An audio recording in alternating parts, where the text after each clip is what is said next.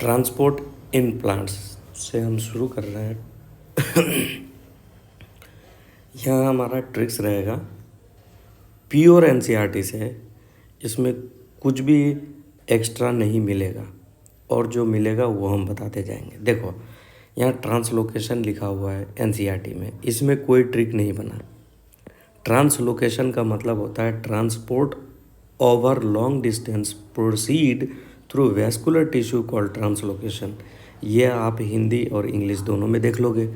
इसका डिफिनेशन याद करना बहुत ज़रूरी है कि ट्रांसलोकेशन होता क्या है।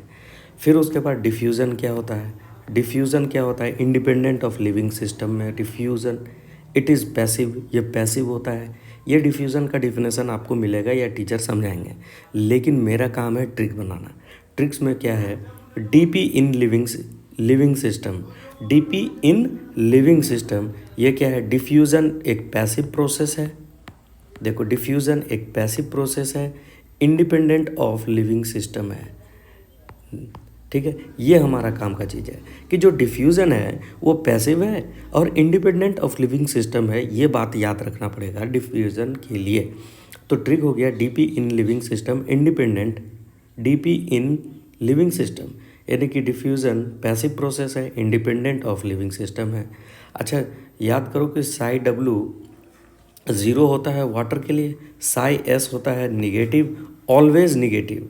ट्रिक क्या है, एसपी हमेशा निगेटिव होता है, एसपी हमेशा निगेटिव होता है। सॉल्यूट ज़्यादा तो साई एस मोर निगेटिव वैल्यू, साई एस मोर निगेटिव वैल्यू। देखो ये ट्रिक है हमारा। क्यों ऐसा लिखा हूँ मैं, क्योंकि साई डब्लू मतलब प्योर वाटर का 0, साई एस ऑलवेज निगेटिव यानी कि सॉल्यूट पोटेंशियल। एसपी का फुल फॉर्म क्या होगा हमारा, सॉल्यूट पोटेंशियल, सॉल्यूट पोटेंशियल। ठीक है ना, सॉल्यूट पोटेंशियल। सॉल्यूट पोटेंशियल हमेशा निगेटिव होता है। क्यों क्योंकि सॉल्यूट ज़्यादा तो साई एस मोर निगेटिव वैल्यू, यही बात याद रखना पड़ेगा। डीपीडी मतलब थ्रस्ट, थ्रस्ट बोले तो प्यास, कितना प्यास है। अब देखो हमारा क्या बनेगा कि एक एनसीईआरटी में ये वाला ही फार्मूला लिखा, बाकी और कोई फार्मूला नहीं लिखा है। साई डब्लू यानी कि वाटर का क्या होता है, Sai S plus psi P. ये एनसीईआरटी में लिखा हुआ, आप खोल के देख लो। साई डब्लू ए यानी डब्लू ए हमने लिखा है, डब्लू लिखा हुआ है एनसीईआरटी में, तो साई डब्लू बराबर Sai S plus psi P. तो इसको आप याद कैसे करोगे, wasp W A S P यानी कि वाटर पोटेंशियल बराबर होता है solute potential plus pressure potential. एक अलग से हमने फार्मूला लिखा है, ये एक्स्ट्रा है, डीपीडी यानी diffusion pressure deficit. Diffusion pressure deficit मतलब होता है OP minus TP, OP minus TP. ठीक है, ओपी माइनस टीपी। तो वाटर मूव, इसका मतलब क्या होगा रे, इसका मतलब ये है कि वाटर जो है वो मूव करेगा कहाँ से, from low DPD to high DPD. अब सवाल जितने भी आएंगे कि वाटर किधर से किधर मूव कर रहा है, ये पता करने के लिए आपको सवाल में पूछा जाता है। तो ये लाइन अगर याद रहेगा कि water move from low DPD to high DPD और डीपीडी का full form OP minus TP, बस सारे सवाल बन जाते हैं इसी से। ठीक है, नेक्स्ट पेज आता हूँ। अरे यार सॉरी, चलो अब देखो अगला हमारा पोर्शन आता है इम्बाइबेशन। क्या होता है, इम्बाइबेशन का मतलब होता है कि इम्बाइबेशन का एग्जाम्पल दिया हुआ एनसीईआरटी में कि absorption of water bye seeds and dry would. Absorption of water, पानी का खींचना किसके द्वारा, बीज के द्वारा और सूखे लकड़ी के द्वारा, इसको इम्बाइबेशन कहते हैं। इम्बाइबेशन से क्या होता है, इम्बाइबेशन से क्या होता है बॉस, इम्बाइबेशन से ये एक स्पेशल टाइप ऑफ डिफ्यूज़न है। इम्बाइबेशन एक स्पेशल टाइप ऑफ डिफ्यूज़न है, लेकिन इम्बाइबेशन का एग्जांपल आपको नहीं दिया है। एग्जांपल को याद करना पड़ेगा कि इम्बाइबेशन से याद करो कि बोल्डर यानी पहाड़ को तोड़ा जाता था, इम्बाइबेशन से सीड उगता है। तो इसीलिए मैंने इसका ट्रिक बना दिया कि ISD इम्बाइबेशन किस में, सीड में, सीड जर्मिनेशन का हेल्प करता है और ये एक डिफ्यूज़न प्रोसेस है, स्पेशल टाइप ऑफ डिफ्यूज़न है ISD। याद रखना, बल्क फ्लो, बल्क फ्लो के बारे में लिखा हुआ, उसका डिफिनेशन यहाँ पर लिखा हुआ है। ये मैंने एनसीईआरटी से लिखा है क्योंकि मुझे इसको याद करना है। इसीलिए मैंने पहले उसका बल्क फ्लो का डिफिनेशन लिख लिया, उसके बाद फिर मैं इसी डिफिनेशन का मैं ट्रिक बनाऊंगा। क्या है? Bulk flow can be achieved by either through positive hydrostatic pressure gradient और ए नेगेटिव हाइड्रोस्टैटिक प्रेशर ग्रेडियंट। मतलब कि बीपीएन। इसका मतलब मुझे नहीं समझ में आया कि बल्क फ्लो में क्या आपने बोल दिया, तो आप बुक पढ़ो, टीचर को समझो, लेकिन इन पूरे डिफिनेशन को मैंने एक लाइन में कोशिश किया कि समेट दें, इसलिए मैंने बोला बीपीएन। बीपीएन माने देखो, बल्क फ्लो पॉजिटिव या निगेटिव हाइड्रोस्टैटिक प्रेशर ग्रेडियंट से होता है। निगेटिव हाइड्रोस्टैटिक प्रेशर का एग्जांपल है सक्शन थ्रू स्ट्रॉ, यानी कि आप ग्लास में वो पाइप लगा के खींचते हो कोल्ड ड्रिंक, तो वो क्या है? वो निगेटिव हाइड्रोस्टैटिक प्रेशर का एग्जांपल है। पॉजिटिव हाइड्रोस्टैटिक का प्रेशर है गार्डन होज। गार्डन होज का मतलब किसी पाइप में जो आप नल में पाइप लगा दिया और उसके बाद गार्डन में पानी पटा रहे हो, ठीक है, किसी पेड़ में, तो वो क्या है? पॉजिटिव हाइड्रोस्टैटिक प्रेशर का एग्जांपल है। WXY ट्रिक है हमारा, वाटर जो है जाइलम से मूव करेगा, WXY, ठीक है, ये भी हो गया। Mycorrhiza is symbiotic association of fungus with root system, ठीक है। देखो, माइकोराइजा जो है वो symbiotic association of fungus, mycorrhiza is symbiotic association of fungus with root system. Root system के साथ जब फंगस अगर सिम्बायोटिक रिलेशन रखे, उसको क्या कहते हैं? माइकोराइजा बोलते हैं। तो सिम्बायोसिस का मतलब होता है सहजीवन, ये आपका हिंदी हो गया।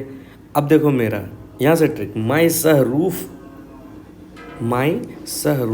मतलब माई मतलब माइकोराइजा, सह मतलब सहजीवन, रू मतलब रूट, एफ मतलब फंजाई। तो माई सहरूफ याद रख लोगे, आसान होगा। अदरवाइज दूसरा मेथड भी आपके पास होगा, आप बार बार रीड करो, आपको याद होगा, ज़रूर याद होगा। देखो उसके बाद एक एग्जांपल दिया हुआ, Casparian strip is present in endodermis inner boundary of the cortex. ये कौन? एनसीईआरटी लिखा, और ये नीट में बहुत फेवरेट सवाल है कि कैस्पेरियन स्ट्रिप कहाँ होता है? जो इम्परवियस टू वाटर होता है, यानी कि वाटर को जाने नहीं देगा। तो देखो इसके लिए ट्रिक हमने क्या बनाया है, इसी कैस्पेरियन स्ट्रिप का सबर फॉर इंडोकैस। सबर मतलब सुबेरिन होता है, सबर फॉर इंडोकैस, यानी कि इंडोडर्मिस में मिलेगा, कैस मतलब कैस्पेरियन स्ट्रिप, यानी सबर फॉर इंडोकैस।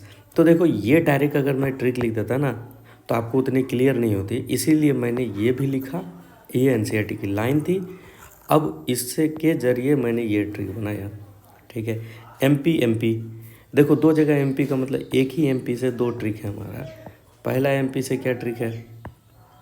तो पहला एमपी से ट्रिक है मोनोसियस पाइनस होता है, माइकोराइजा भी पाइनस में मिलता है, एमपी, ठीक है। Guttation is due to root pressure, guttation जो होता है वो रूट प्रेशर से होता है, ये एनसीईआरटी में लिखी हुई है। अब देखो गटेशन रूट प्रेशर से होता है तो ट्रिक क्या बनेगा? गुटरू, guttation is due to root pressure, ठीक है। Monocot leaf is leaf of isobilateral leaf. अच्छा, मोनोकॉट लीफ को, यहाँ पे को छूट गया मेरा, चलो मैं यहाँ पे को, मोनोकॉट लीफ को ही आइसोबाइलेटरल लीफ भी बोलते हैं, मिस। मोनोकॉट आइसोबाइलेटरल, मिस याद रखना। एक मेलियस इनकस स्टेपिस था, वो अलग चीज़ है, वो आगे भी आएगा। देखो CMR यानी कि सेल्यूलोज, फिगर नंबर 11.8 देखो, figure number NCERT 11th class, क्योंकि 11.8 फिगर नंबर 11.8 में सेलुलोज, माइक्रोफाइब्रिल और रेडियल होता है। यानी कि जो स्टोमेटा में फोटो दिया हुआ है ना, उसमें सेलुलोज का फाइबर है, माइक्रोफाइब्रिल जो होता है वो सेलुलोज का बना होता है, और वो रेडियली अरेंज होता है, यानी स्टोमेटा के रेडियल फाइबर सेलुलोज से बना होता है, रेडियल फाइबर सेलुलोज से बना होता है। ये एनसीईआरटी की लाइन है। फिर उसके बाद यहाँ पे 2018 में सवाल पूछा था नीट ने कि O2 is not responsible for stomatal movement, यानी स्टोमेटा के मूवमेंट में O2 का कोई रोल नहीं होता है, याद रखना।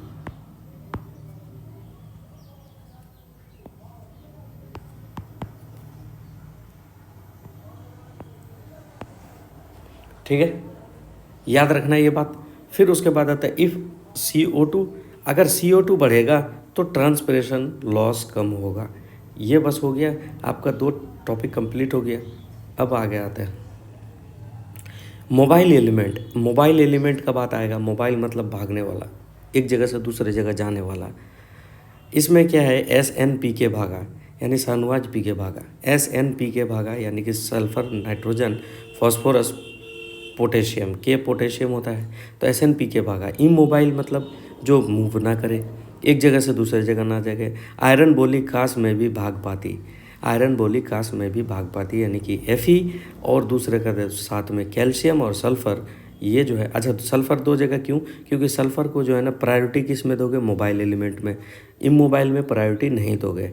ठीक है। फ्लोएम में देखो क्या है, फ्लोएम बाई डायरेक्शनल यानी कि ऊपर भी फ्लो करेगा नीचे भी फ्लो करेगा। फ्लोएम इज़ बाई डायरेक्शनल, इसीलिए बॉयफ्रेंड, बॉयफ्रेंड मतलब बाई डायरेक्शनल फ्लोएम होता है। Phloem sap is mainly water and mainly water but other sugar, hormone and amino acid are also transported और ट्रांसलोकेटेड। यानी फ्लोएम में क्या क्या ट्रांसपोर्ट हो सकता है, वाटर भी हो सकता है, सुक्रोज भी हो सकता है, अदर शुगर भी हो सकता है, हार्मोन भी हो सकता है, अमीनो एसिड भी हो सकता है, आर ऑल्सो ट्रांसपोर्टेड और ट्रांसलोकेटेड।